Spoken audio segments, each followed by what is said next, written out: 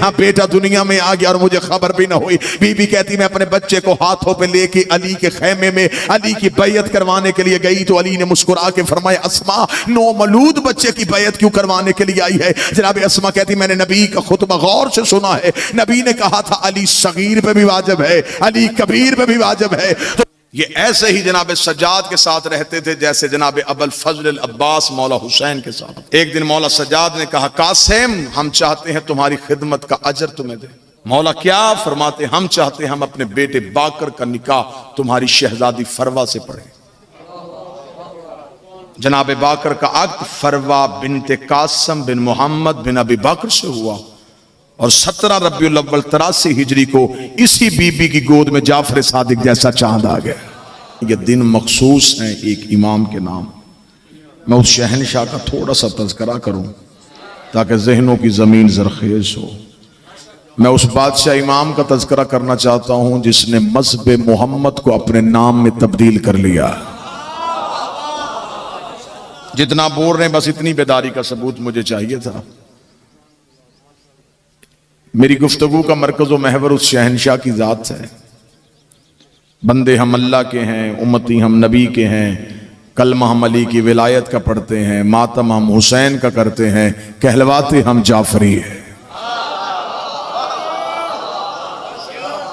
मैं उस शहनशाह का तज़किरा करना चाहता हूं जिसे दुश्मन भी सादिक कह के बुलाता है। सरकार जाफर सादिक और मेरी कौम के अल्लाहुम्मा सल्ली अला मोहम्मद, मेरी कौम के जितने नौजवान बैठे हो खुश नसीबी है, हमारी खुशकिस्मती है कि हमारा पीर सिर्फ सदीक नहीं सादिक भी है। जो खामोश बैठे हैं सदीक और है सादिक और है। जो सच बोले उसे सदीक कहते हैं, जो बोले वो सच हो जाए उसे सादिक कहते हैं। बादशाह हुसैन इन हाथों को बिस्मिल्लाह। जो बोले वो सच हो उसे सादिक कहते हैं। ये सारे के सारे ही सादिक। थोड़ा थोड़ा जो करीब बैठेंगे बोलने का सबूत देना। अली भी सादिक, हसन भी सादिक, हुसैन भी सादिक, बली अली तो इतना बड़ा सादिक है जो मेराज के पर्दे में तौहीद का लहजा बन के बोलता है। हसन इतना बड़ा सादिक है जो मुबाहले में मोहम्मद का गवाह बन के जाता है। लेकिन जब भी कोई बंदा तकरीर करते हुए या तहरीर में कहे कि मेरे इमाम सादिक ने फरमाया तो किसी के जहन में अली नहीं आता, किसी के जहन में हसन नहीं आता, किसी के जहन में हुसैन नहीं आता। इधर जुबान से जुमला निकले इमाम सादिक ने फरमाया तो हर बंदे को पता चल जाता है यहाँ मुराद जनाब जाफर की जात है। तो जब सादिक कह दिया था फिर अली समझ में क्यों नहीं आया, हसन समझ में क्यों नहीं आया, हुसैन समझ में क्यों नहीं आया? न मजमे का इम्तिहान लेने आया हो न अपनी खिताबत का इम्तिहान देने के लिए आया हो। पूरा समुंदर कतरे में बंद करने लगा हो कि जब भी इमाम सादिक कहा सिर्फ ये याद क्यों आया क्योंकि अली के दौर में किसी ने झूठा इमामत का दावा नहीं किया। जब हसन के दौर में कोई झूठा इमाम नहीं था, हुसैन के दौर में कोई झूठा इमाम नहीं बना। जब मेरे इस इमाम का दौर आया कोई गोश्त के फट्टे से इमाम बन के खड़ा हो गया, कोई कपड़ा बुनता हुआ इमाम बन के खड़ा हो गया, कोई बकरियां चराता हुआ इमाम बन के खड़ा हो गया।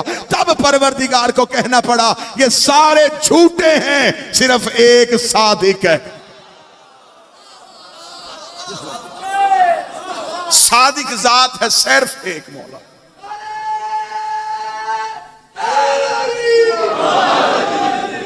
जिसे इमाम जाफर कहते हैं। कोई नींद से बेदारी हुई सरकार थोड़ी बहुत। इसे कहते हैं इमाम जाफर साहब जिसकी मां का ताल्लुक ईरान के शाही खानदान से।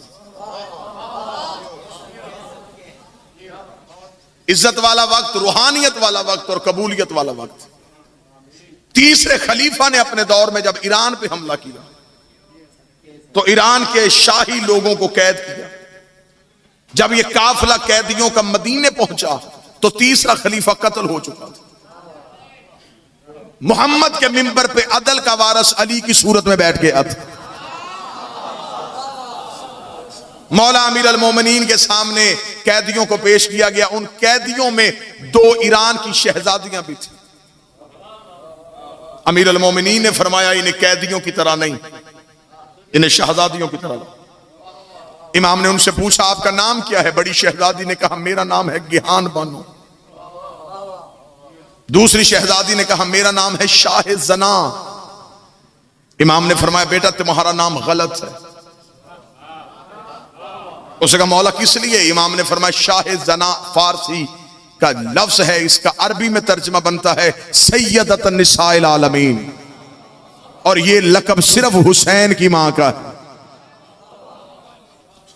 लिहाजा अगर आप चाहें तो हम आपका नाम तब्दील करें।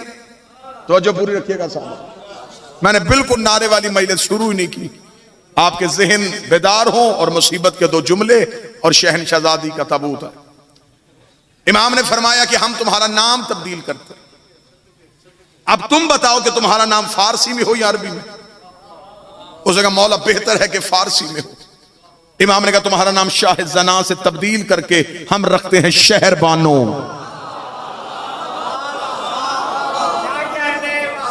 अब इमाम ने सिर्फ नाम ही नहीं बदला, इमाम ने मुकद्दर भी बदल दिया। नाम रखा है तुम्हारा शहर बानो, और हम चाहते हैं कि हम अपने दो बेटों का अक्द तुम दोनों से करें।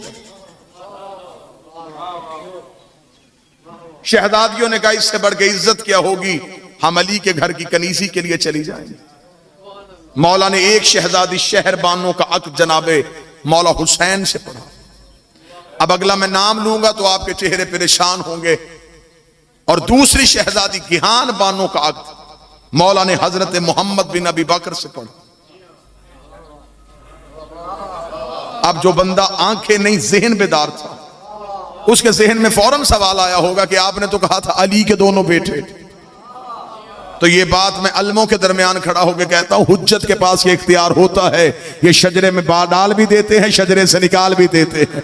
ये जब चाहे शजरे में डालें, जब चाहे शजरे से निकालें। सुबह के इस वक्त में जो हाथ उठ गया, ये हाथ कभी किसी का मोहताज ना हो। मुझे इज्जत सैयदा की कसम, अभी कुरान मिंबर पे लेके आओ, मैं एक शजरे से निकलता हुआ दिखा देता हूं। जब नूह का बेटा पहाड़ पे चढ़ा था तो जनाब नूह ने कहा था मेरे अल्लाह बच सकता है। फिर मैं क्यों बचाना चाहता है? मेरे अल्लाह मेरा बेटा है। फिर मैं कश्ती चलाते रहा है ही नहीं, मैंने तेरे शजरे से निकाल दिया है। इसलिए कि नूह के बेटे ने नूह की वल्दियत का इनकार नहीं किया था, नूह की विलायत का इनकार किया था, खुदा ने शजरे से निकाल दिया। आज कोई सैयद होके अली वलीउल्लाह का इनकार करे, खुदा उसे भी शजरे से निकाल।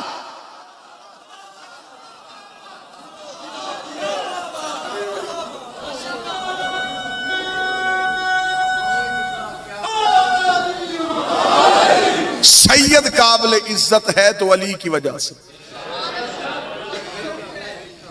जो बेटा बाप ही का ना बने वो तेरा और मेरा कैसे बन सकता?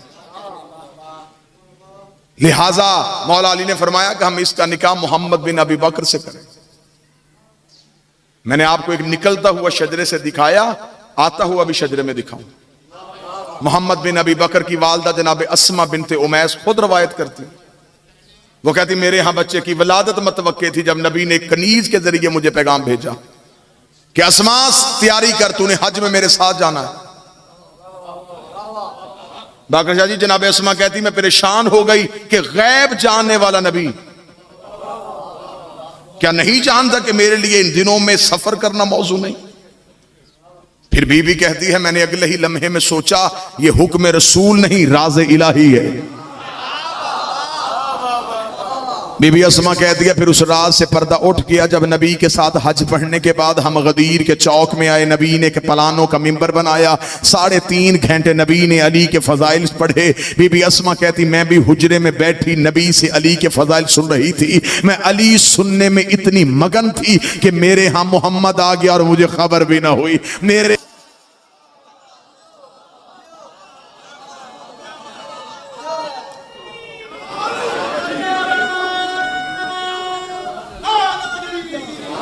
जनाब मोहम्मद बिन अबी बकर का अक़्द उस बीबी गिहान बानो से हुआ। बस बड़ी जल्दी खत्म बात। जनाब शहर बानो की गोद में मौला हुसैन आए, गिहान बानो की गोद में मोहम्मद बिन अबी बकर से एक फर्जंद दुनिया में आए जिनका नाम था कासम बिन मोहम्मद बिन अबी बकर। जिसके बारे में मेरे चौथे इमाम फरमाते हैं ये आरिफ आले मोहम्मद। ये ऐसे ही जनाब सज्जाद के साथ रहते थे जैसे जनाब अबुल फजल अब्बास मौला हुसैन के साथ रहते। एक दिन मौला सज्जाद ने कहा कासिम हम चाहते हैं तुम्हारी खिदमत का अजर तुम्हें दे। मौला क्या? फरमाते हम चाहते हैं हम अपने बेटे बाकर का निकाह तुम्हारी शहजादी फरवा से पढ़ें। जनाब बाकर का अक्द फरवा बिनते कासिम बिन मोहम्मद बिन अबी बकर से हुआ और 17 रबीउल अव्वल 83 हिजरी को इसी बीबी की गोद में जाफर सादिक जैसा चांद आ गया।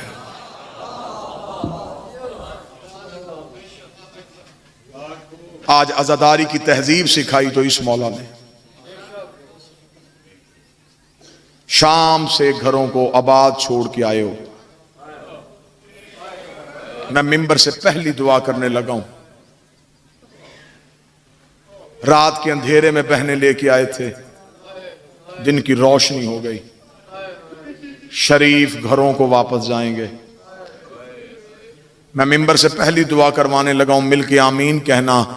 बावजू सरकार अबुल फजल अब्बास के अलमों के दरमियान 12वें की कचहरी में खड़ा हूं। मेरा मौला अगर हम में से किसी की जिंदगी के दिन मुहर्रम से पहले खत्म हो रहे तुझे हुसैन के घोड़े से उतरने का वास्ता हमारे जिंदगी के दिन इतने बढ़ा देना कि हम गरीब के जनाजे में शरीक हो सके।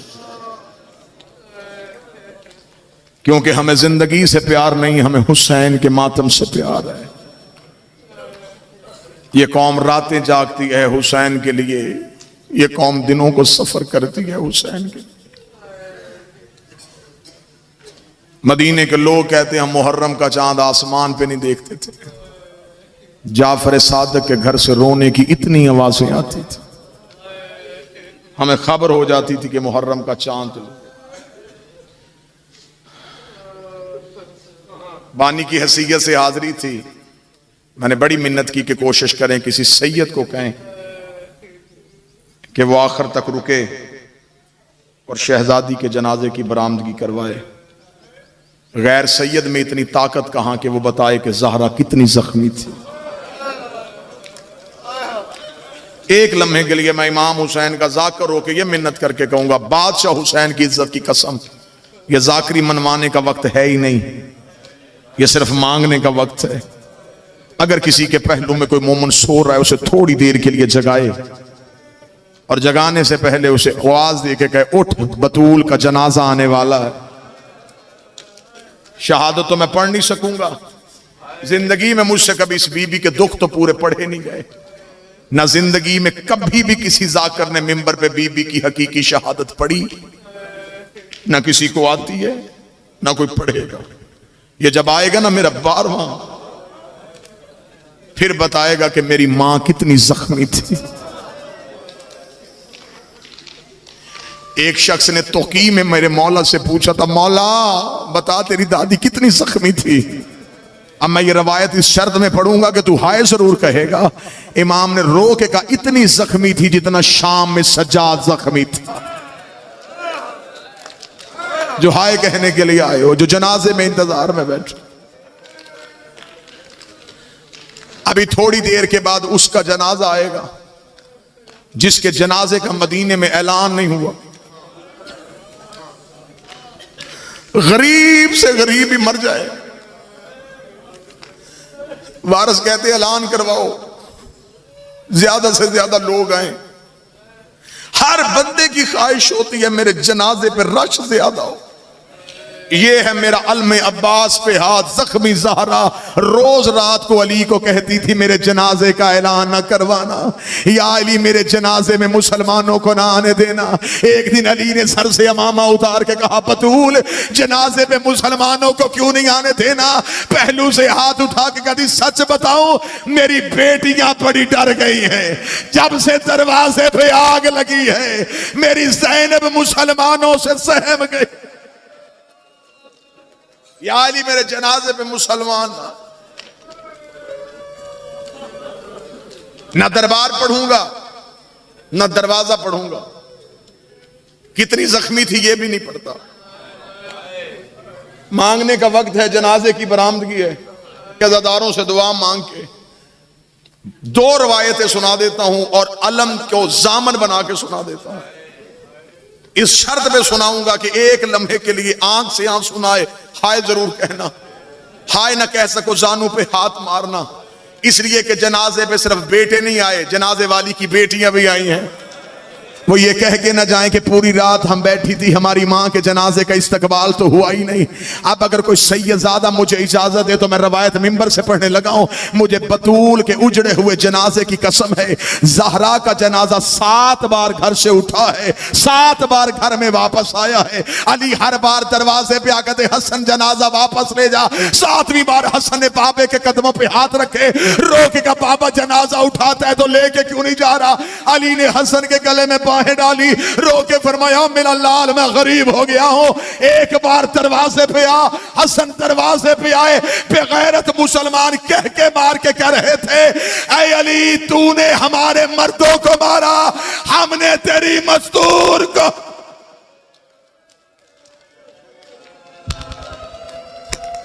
अली रो के कह रहे थे कैसे जनाजा उठाऊं। दरवाजे पे ताने दे रहे हैं, अंदर मेरी ज़ैनब बैठी है।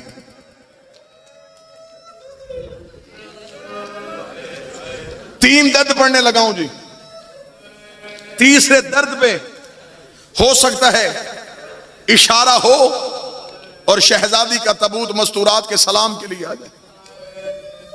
पहले तो कोशिश करें बानियान के, क्योंकि रात अब ढल गई है, दिन अब हो गया है। कोशिश करें जिसका जनाजा अली ने भी रात को उठाया था, उसका जनाजा रात को उठता तो रौनक थी। अब कोशिश इतनी करना कि जनाजा जितना छुपा सको उतना छुपाना, पर्देदारों को थोड़ी देर के लिए दीवार के पीछे ले जाना। कोशिश करना किसी मर्द की आंख भी जनाजे की तरफ ना जाए। ये मोहम्मद की बेटी का जख्मी जनाजा है। मैं सदा से दुआ करवाने के लिए आखिरी 3 दर्द पढ़ने लगा हूं। इस बीबी का पहला दर्द है, ये कायनात की पहली मजलूमा है जिसे 7 चादरों का कफन मिला है। जो नहीं रो सका उसे हुसैन का वास्ता सर उठाए। मैंने कहा 7 चादरों का कफन मिला। अब मुझे बोल के बता, अली अमीर थे, अली ने 7 चादरें दी। अली ने पहली चादर दी, फिजा रोती हुई बाहर आई, रो कर दी या अली चादर लहू से भर गई है। अली ने दूसरी चादर दी, फिजा की आवाज है या अली बतूल का बाजू टूटा है। अली ने तीसरी चादर दी, फिजा की आवाज है या अली सहरा की उंगलियां टूटी है। अली ने चौथी चादर दी, फिजा की आवाज है या अली बतूल की पसलियां टूटी है। अली ने 5वीं चादर दी, फिजा की आवाज है या अली लहू नहीं रुक रहा। कोई सैयद बैठा एक लम्हे के लिए आंखें बंद करे। 7वीं चादर दी, फिजा ने कदमों पे हाथ रख के कहा तेरी गुर्बत की कसम बतूल बड़ी जख्मी है।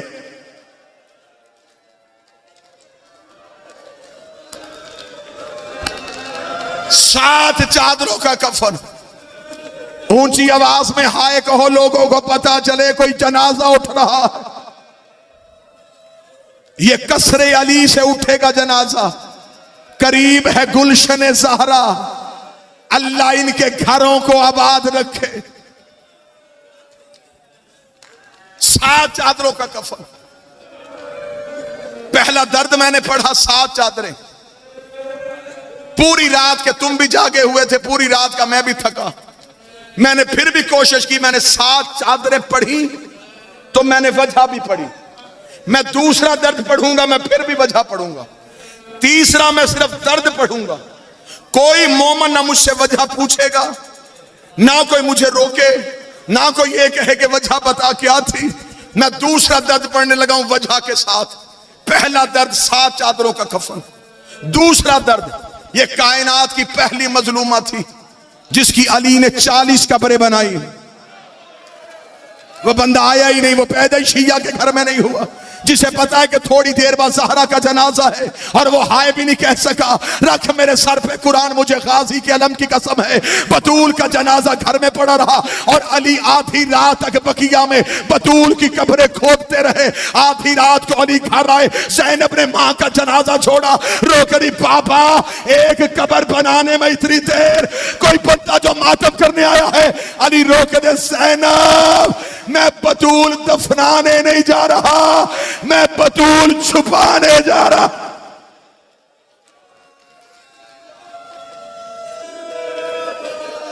जो आग लेके दरवाजे पे आ गए और कहीं बतूल की कब्र पे ना आ जाए। मैंने एक आलिम दीन से हाथ जोड़ के पूछा था अली को खौफ क्या था? उन्होंने कहा वही खौफ था जो हुसैन को असगर की लाश का था। छुपा दी ज़हरा की कब्र, मिटा दिया अली ने कब्र का निशान, किसी को ना पता चला कि बतूल की कब्र कहां। ले लिया सांस।